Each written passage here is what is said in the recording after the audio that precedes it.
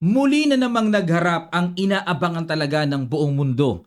World Championship Challenger Sindarov ng Uzbekistan versus World Champion Gukesh dahil nga po sa kanilang hinaharap na World Championship match. Kaya sa mga ibang tournaments na naghaharap sila, aabangan talaga yan eh. Kung matatandaan nyo po yung unang salpukan nila sa rapid section, emosyonal na napagganon si Gukesh dahil tinalo niya si Sindarov. At ito naman, blitz section, time control is 5 minutes plus 2 seconds increment per move. Pagkakataon ni Sindarov makabawi, kung makakabawi. Yan ang ating gigisahin itong laban na to. Didetalihin natin mga kamatyas. At susundan pa natin ng napili nating matinding laban ni Wesley. At pagkatapos noon, papakita ko po sa inyo ang standing. Okay, sa kanilang first half ng double round robin ng Blitz. Okay, pero bago yan, sagutan muna natin ang puzzle na iniwan sa atin kahapon ng Internet Chess Club mga kamatyas. Ito po yon, it's black to play. Congratulations sa nakakita ng brilliant shot, Knight F2. Ang purpose po ng Knight F2, no? Para takpan yung queen sa pagkakadepensa sa G2 at may threatening queen takes G2 matchas. Kaya napatira ang white dito ng G4. Ngayon, imagine kung kakainin po yon, o imagine niyo yung po nandyan pa, hindi pa nakakatira ha. If queen takes F2, may knight takes H3. Double, makukuha yung queen. Black wins na kagad yun. No? Ngayon, kung kakainin naman ng king yon, may queen takes G2, king E1, queen takes queen. Queenless pa rin ang puti. Okay po? O kaya napilitang mag G4 pero may slide pala na queen H4. Napakagandang follow-up na, no? At hindi pa rin pwedeng kainin yon. Again, may knight takes H3. Lagi maku-queenless. Kaya pinili na lang ng white na kainin yung tore. Pero slide pa rin ng konti. Queen G3 check, king F1 force. At mayroong knight takes H3. Unstoppable. Matchas ang paparating. Ganda. Walang solution, no? O siguro pampatagal na lang ito, knight E7 check, kain. Tapos queen H2 para walang queen G1, kakainin lang din. Pero winning pa rin for black. Unstoppable mga kamatyas. Okay po. Ganda ng solution. Ang gaganda ng mga puzzles dito sa Internet Chess Club. Kaya mag-download na po kayo sa mga wala pang application nito. Downloadable sa Play Store and App Store. Just type or search the Internet Chess Club. Lalabas po yung ganitong logo. Ayan. Then click nyo, download nyo na kagad. At makikita nyo lang din ang link ng site nito sa description ng video na ito mga kamatyas. Maraming salamat po. Download na po kayo at magamit nyo sa pang-training. Ayan. Okay, white naman dito si Sindarov, pero bago natin pasadaan mga kamatyas, muli po, ongoing ang registration ng ating Kamatyas Online Summer Clinic. Mag-enroll na po kayo, ang dami ng mga bata, no? May mga players, may mga varsity, pasok na po kayo. May beginner, intermediate, advanced tayong ino-offer. So, ang simula po niyan ay May 12. Malapit na po hanggang May 11 lang ang registration. Habol na po kayo. Ang link ay nasa comment section below, nakapin lang. Ang ginawa dito ni Sindarov, nag-E4. E5 naman si Gukesh. Knight F3, Knight C6. At, ayan, pag Gyoko Piano, sinundan talaga ng Bishop C5. Nauwi na nga po sa mundo ng Gyoko Piano. Nag-Knight C3. Yan naman ang blitz variation dito ni Sindarov. Kasi po, kung Gyoko Piano talaga, D3 and then C3. Yan talaga yan eh. Pero, Knight C3, ayan, lumabas, 4 knights game variation na to. Nag-D3 para extra support sa pawn at para makahinga ng development mamaya ang bishop. Ginaya naman ni World Champion, extra support, makahinga rin ang light square bishop mamaya. At nag-A3. Ayan. Pagka ganito po, A3, hindi ang purpose niyan ay para mag-B4. Ang purpose po niyan, kapag hinanting ng knight ang bishop, may tataguan sa A2. Para ma-maintain na ang pagkakaganda ng pwesto ng bishop dyan. At nag-H6 naman. Ayaw ni Gukesh naman na matirahan siya ng bishop G5 pin. Ginaya din naman ni Sindarov para wala ding pin. At nag-A5 na. Okay? So, itong A5, dalawa purpose para hindi mapitikan ng B4. Hindi matirahan dyan. At the same time, kapag hinanting din ng white ang bishop, may aatrasan po doon, may tataguan. Sinalubong naman kagad ni Sindarov. Okay, para exchange na tayo. Umatras lang si Gukesh. At yan naman po ang interesting line, no? Kasi bookline pa rin to pero ang madalas ginagawa dito, kinakain talaga yung bishop. Yun nga lang po, pag kinain, after white's castling, nagkakaroon po ng magandang control ang tore sa F-file. Yun ang epekto Kaya naisipan ni Gukesh, okay, sige, atras muna ako, ikaw ang kumain sa akin. Hindi ako ang kakain. Ayun. At nag-castling, castling na rin, nag-D4, ayan, binirake kagad sa gitna. Takes. Knight takes D4. Knight E5, ayan. Yan naman po ang lumalabas na new move sa position na to, novelty. Ayon po sa naka-record na move sa chess game database ng chess.com. Kasi ang old line na palagi ang ginagawa, sinasabayan lang ng capture sa D4, exchange lang. Pero ito bago, Knight E5. Umatras sa A2. Ayun na nga, para ma-maintain talaga yung pina doon, ano? At nag-rook E8, develop lang pero may epekto po yan sa pawn E4, may balak yan. Nag-rook E1, ganun din ang balak niyan para magkaroon ng extra support yung E4 mamaya. Just in case, atakihin ito. Nag-C6, ayan, para proteksyonan po ang D5, kontrolin ang B5. Ayan, at kasi minsan kasi nalulundagan ng knight sa gitna eh. Nag-queen E2. Ayan, pagka ganito pong technique, ibig sabihin, iniwan yung D-file, no? Umiwas yung queen sa D-file. Yung isang tore ang pagtatrabahuin sa D-file. Ganyan po palagi yan. Okay? At nag-knight G6. Ayan na nga. Nag-insert na dito ng atake. Pressure si Gukes sa E4 ng puti. Ngayon, Rook AD1. Yan ang maganda kay Sindarov. Ginamit niya ang prinsipyo ni Mikhail Tal, the Magician of Riga. Si Tal po kasi, kapag may inatake sa kanya, iniisip niya, paano kung kainin mo yan? Sige, bigay ko nga yan. Ano kaya pwede kong gawin? Pagpalagay ng ibigay ko sa iyo yung tineret mo sa akin. Ganyan lagi si Tal eh. Kaya nakakaporma siya ng mga sacrifices na hindi inaasahan eh. Tinirahan lang ni Sindarov, Rook AD1. Sige, may hamon kay Gukes. Kainin mo yung pawn E4. Kainin mo nga. Pero hindi kinain ni Gukes at na-blanderatious pa. 2 question mark ang binigay dito. Ang gusto po kasi ng computer, ito 3 ang rekomendasyon na tira dito eh. Rook B8, Bishop B8, at Bishop D7. Yan ang gusto ng Stockfish computer engine. 3. Pero sa 3, walang lumabas. Queen E7 ang ginawa. Tinatlo ang atake sa E4. Ayan, sabi ni Stockfish. Pero mga kamatsas, isama naman natin yung pang-4. What if kainin talaga yung pawn na yan? Ano ba laman? Ito po. Lalabas na ngayon ang prinsipyo ni Mikhail Tal. Mayroon palang sibat na ganon. May sibat pala, no? Kain at may Queen F3 check. Ayun. May katwira naman pala. Lilipad naman pala yung tore. Ibig sabihin, yung E4 lumalabas. Trap pa nga. 'Di ba? Trap siya. Kaso, hindi nga nakita ni Gukes yung 3 rekomendasyon na tira. Queen E7 ang ginawa. Blanderatious at dito. Kaya blanderatious yan, may hatol na tira dyan eh. Pakiguess nyo po mga kamatsas yung hatol na yon. Ano kaya yung ginawa ni Sindarov na napakagandang tira? Sa ilang sandali lang, tutuloy kagad natin. Start.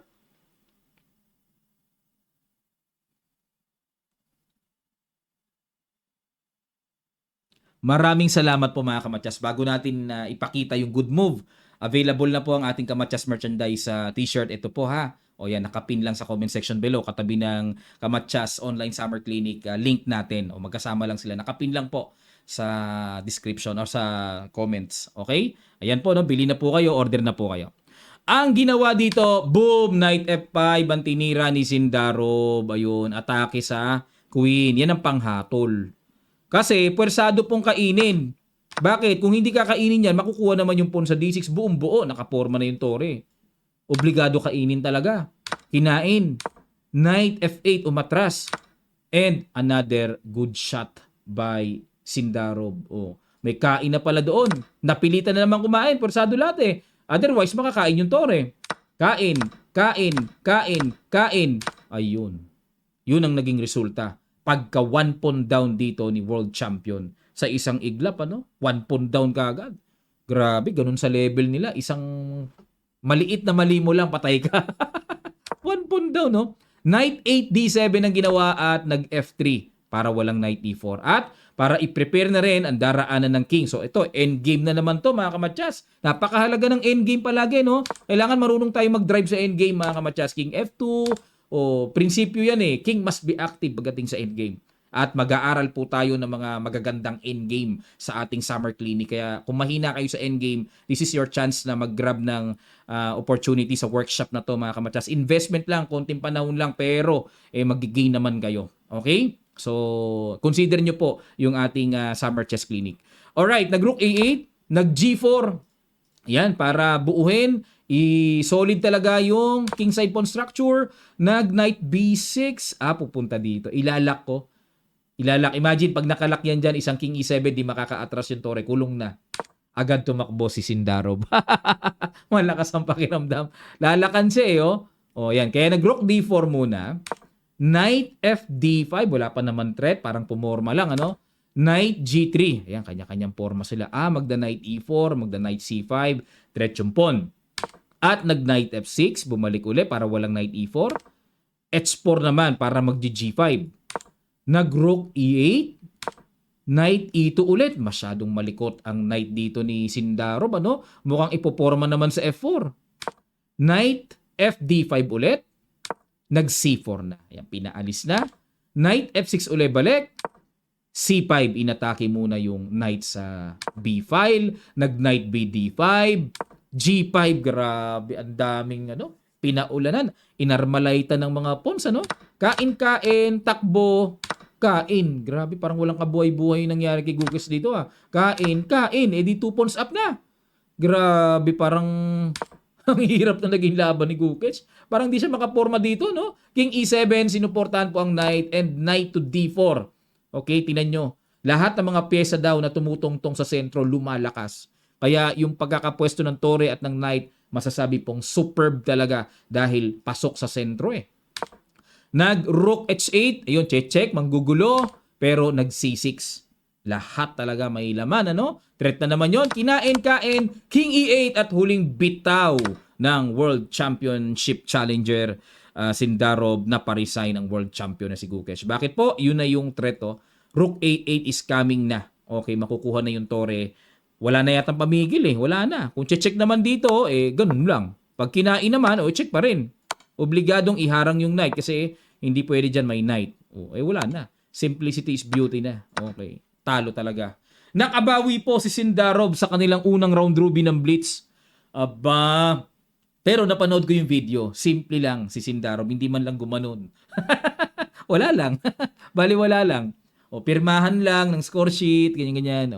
Very humble. Gusto ko yung ganon, mga kamatsas. Yung simple lang talaga. Okay? At nakabawi po ang Uzbekistan. Talaga nga ba? Ang ganda laban Meron pa silang huling laban sa second half naman. So, sa second round robin ng kanilang Blitz. Abangan natin yon mga kamadyas Sa ngayon, 1-1 sila. 1-1. Okay. At ito naman po ang naging laro ni Wesley So. Ang kanyang matinding nakagitgitan dito, syempre ang leading na si Hans Mook Niemann. Yan. Kasi leading si Niemann, second si Wesley Yan, bago natin ituloy, lambing lang po, pasubscribe naman po ang channel na to mga kamatsas. Marami pa pong nanonood, hindi pa nakasubscribe. Nakikita po namin sa analytics yan Okay po, maraming salamat. Pasubscribe na lang po, baka nakakalimutan lang. Nag-D4 si Wesley. Knight F6 si Niemann. C4, E6. Knight F3. D5. Knight C3. Bishop B4. Ito yung tinatawag na Queen's Gambit declined. Ragusin ang nilabas na variation ni Niemann. Isa po yan sa aggressive sa Queen's Gambit decline. Pero kinain dito ni Wesley. Dito po ang lagi kong tinitira yung Queen A4 check. Knight C6 tapos Bishop G5. Common theory din yun Pero itong C6 D5, hindi siya mainline Pero interesting siya. Kain, Bishop G5. Pwede pala yun. Gawin ko nga yun. Kain muna, pwede O sabay Bishop G5, ganun pa rin naman ang tema. Nag-H6, sinubukan, at nag-Bishop H4. Castling. Ayan, meron kasi mga linya, yung magulo, nag-G5 Tapos pag Bishop G3, nagda-Knight E4, may mga ganong magulong linya Nag-E3 para pakawalan po ang light square Bishop, at nag-Bishop F5, inabangan naman ni Niemann. Kasi alam niya, lalanding sa D3 yung light square Bishop, inabangan niya ng exchange. Pero nag-Rook C1 muna si Wesley.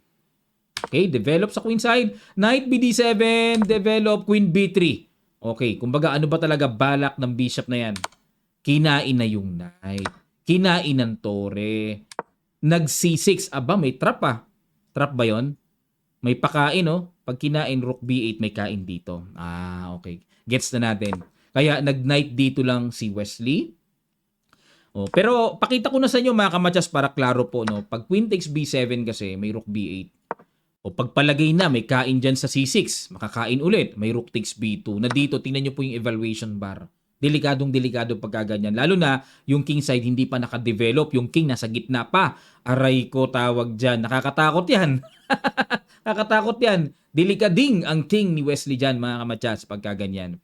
Kaya, wag muna. Wag kain ng kain, mga kamatsas. No? Yun, knight dito muna. Ang purpose nito, para pag nag-G5 mamaya, iwas, walang knight E4. May nakaabang na knight sa landing ng knight mamaya na pang-atake ng black. Okay, kaya nag-A5. Ayun, A5 naman ang lumalabas po na new move sa laban na to. Novelty. Kasi ang nakatala sa old lines, may tumira na ng Queen A5. At meron na ring tumira ng Queen E8. Exactly sa posisyon na to. Ayon po sa chess database ng chess.com. Pero balik tayo. Sa ginawang new move ni Niemann, nag-A5. Nag-A4. Tinapatan naman ng space. Kasi po, tutulak yan. Mag-A4 yan eh. Kakain ng space. Makukuha ng black yung space sa A5. Kaya, pangtapat lang. A4. At nag-Queen E7. So, still, hindi pwede yon ha. Huwag kakainin yon. Bishop E2 lang. Intindihin muna na makapag-develop sa king side. Nag-Queen B4. Hinamon ni Niemann ng exchange. Siyempre, castling lang. Okay? Sabi ko nga, sa usapang exchange, hindi ko mo nagtapatan, kain kagad. Hindi. Pag kinain yan, may threat sa tore, lalaglag ang pawn sa A4. May balak yun eh. O kaya, nag-castling lang. Nag-rook Fe8. Okay, develop lang. Okay, natural development. Nag-rook A1 naman. Okay, dito po, may option na ang white to capture the queen. So, pwede nang gawin ni Wesley yan. Kasi pagka kinain, threat man ang tore, atras lang, yung pawn sa A4, supportado, yun ang sabi ni Wesley. Paano, Wes? Supportado. Supportado daw, mga kamatsas. Kaya nag-rook A1 para sa A4 pawn. At nag-G5. Ayun, inatake ang bishop. Bad mo ba, no? Bakit? C5 ang pinapatira. O, ito naman, natural ito sa Ragusin eh. Hindi na po ito bago sa Ragusin. Talaga nagsi-C5 yun eh. Dito nga lang ako nakakita medyo pinabagal ni Niemann yung kanyang sistema no, sa Ragusin. Kasi talagang sinisi5 yan eh. Maaga pa lang eh, pinambabasag na yun eh. O, pero nag-G5 no, Bishop G3, nag-C5 saka inihabol. Ano kaya diferensya nun? Okay, ng G5, sa merong G5 sa wala. Okay, C5, kinain lang. D4, ay talaga, grabe. Oh, condition tong si Niemann eh, mga kamadyas eh. Siya nga leading eh. Pinagtatagpas niya yung mga mamaw dito eh. Okay, D4, hindi pwedeng kainin mga kamadyas. May threat sa bishop. Dito mga kamadyas, yun lang ang hindi niya napansin. May eksaktong timpla si Wesley, nakaabang pala. Ayun oh, may eksaktong timpla. O, ginood mo ba ng computer? Ang galing mo, Wes. Iba ang tira mo ngayon. Sabi ni Stockfish oh. Kinain, may threat pa sa tore. At dito nag-rook C4. Ayun, dinobol. So, yun, may hanging pa sa pawn E3, ano? Kinain. Kain. Rook takes E3. Okay. Tinuro ko yung bishop. Hindi nga pala nakatreat. May supportang pawn. Ano yung tinuturo mo, coach? Ito lang ang threat. Gusto ko sanang sabihin, dalawa ang inatake. May supporta eh. At nag-bishop F3. Ayun, no? Umiwas.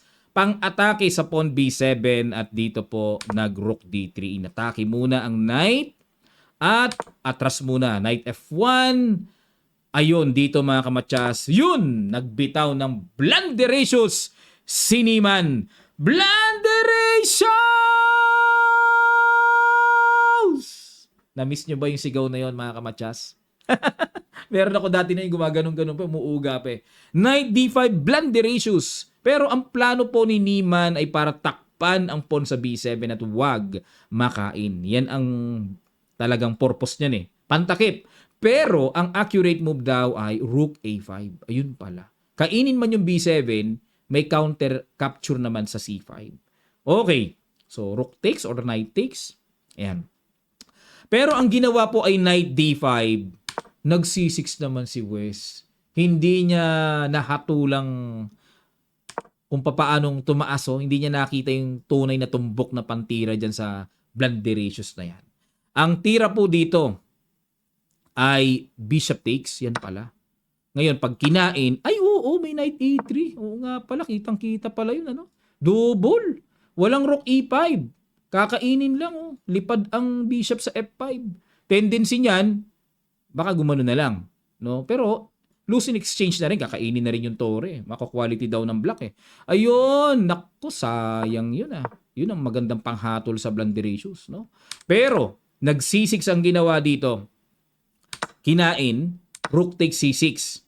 Okay? At nag-bishop E6. Yan, pinagtibay lang ni Niemann. Nape-pressure siya eh, kasi ang lakas ng bishop eh. Ang tulis eh, tumatagos hanggang dun sa tore. So nag-bishop E6, dinagdagan niya ng pundasyon para pakiramdam niya feeling safe siya. Safer yung knight sa D5 sa pamamagitan ng bishop sa E6. Okay. Pero ang tamang tira daw ay knight F4. Kakatakot ano? Parang pinabuka yung bishop doon. Alisin lang ang tore, may atake na doon. Psychologically din yung tirang to eh. Psychologically, no? Pangit eh. Parang hindi ko gusto. Pero yan ang accurate. No, para mas ma-maintain ni Niemann na in harmony pa yung kanyang position kahit papaano. Pero nag-bishop E6, push A5, ayun na.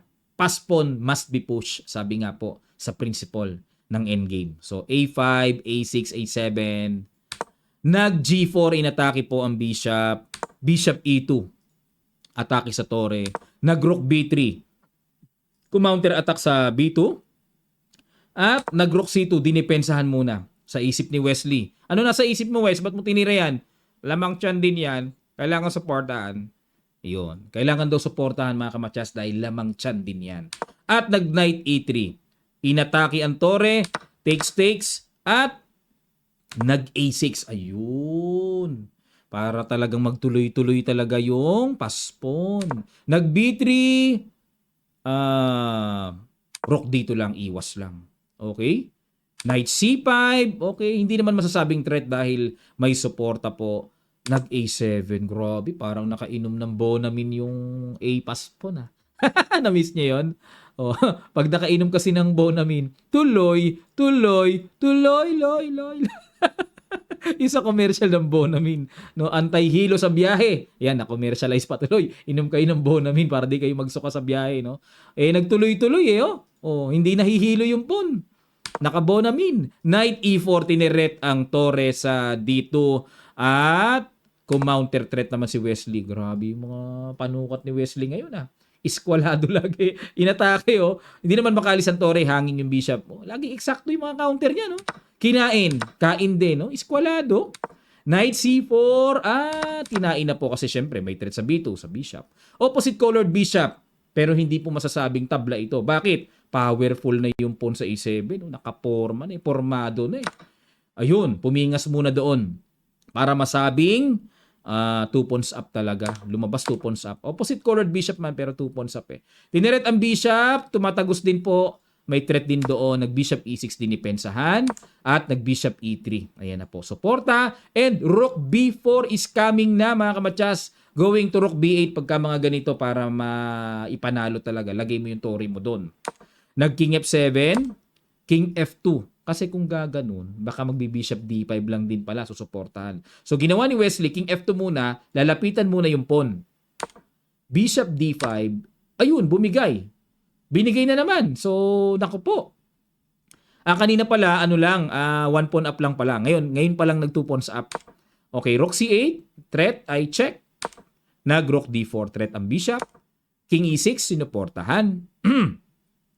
At nag-H4, ayun na. Ito na naman, isa na namang panggulong paspo naman. Kabilaan, Kabilaan. Bishop A8, G4. Diyan naman magpo-produce ng another pass pawn. Nag-rook C2 check, malakas ang loob ni Wesley. Sige. Oh, hamon. Rook to rook. Opposite colored bishop. Inayawan ni Niemann.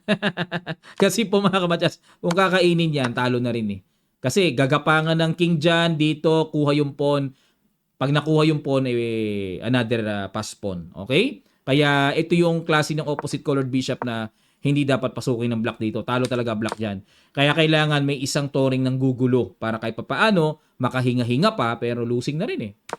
King G3, Rook G8, Rook D3, ayun, nako, threat naman. Bishop D5, ayaw talagang ibigay ni Niemann, Palag ng palag. Bishop F4, Bishop A8, ay, nako, bigay na uli yata to Ayun. Piningas lang ng piningas ni Wesley, kung tawagin niya, picking apples. At nag-rook G7, ayun, tiniret ang pawn A7, Bishop E3. Talagang grabe mga laga, Nag F5, threat ang pawn sa G4, Genie 5 lang. At dito po mga kamatyas, nag King D5. Okay, pero tingin ko, itong King nilagay na lang dito sa gitna, ilalagay yung King dyan to register sa Digity board na panalo ang puti. Ganyan po kasi itsura ng King, nilalagay yung King sa gitna sa Digity board para white wins, 1-0 ang mag-register. Okay, automatic mag-register yun 1-0. Yan. Pero dito pa lang, palagay ko nag-resign na dito si Niemann kasi wala na eh. Anong gagawin? Pagagapangin na yung connected pass pawn sa king side. Walang abuhay-buhay ang position dito ni Niemann. Congratulations kay Wesley. Okay, pero ito po ang kanilang standing. Pakita ko sa inyo mga kamatsas. Sino ba ang leading after first half ng kanilang double round robin? And alisin ko muna yung mga lara-larawan nila para makita po natin mga kamatsas. Makita nyo ng klaro. Yan. Leading pa rin si Niemann pero gabuhok. 16.5 lang. Dito po ang panalo sa Blitz naman, 1 point. Yung natural na scoring, no? 0.5 for draw, 0 for loss. Sa Rapid kasi nila 2 points for win dun eh. So dito po, ayun, 16.5, 16 si Wesley. Kaya may chance talaga, malaki ang chance si Wesley, siya ang mag-champion dito. Gabuhok kayo. Pakaayos si Niemann. Pag di siya nagpakaayos, masusungkit pa ni Wesley ang championship dito. Ang ganda, no? Ang ganda na nangyayari kay Wesley, oh. Oh, gabuhok eh. At Fabiano Caruana, Fedosiv, World Champion Gukesh sa number 5 spot.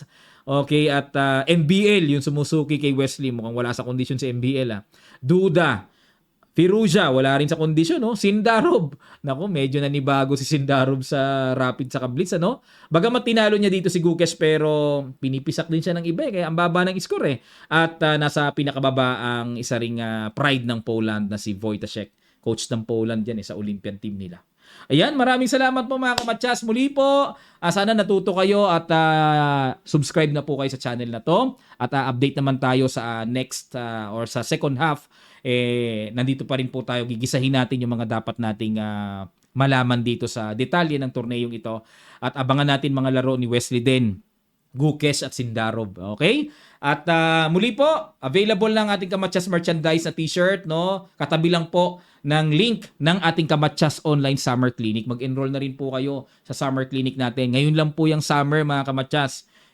Sa susunod wala na po yan. Kaya grab the opportunity na mag-undergo workshop kayo sa ating mga lessons. Beginner, intermediate, and advanced. Ang buong detalye, nasa comment section ang link. Click nyo lang po yon para makita nyo po yung detalye bago kayo mag-enroll. Maraming salamat po at magkita-kita pa tayo sa mga susunod pa nating chess updates. God willing.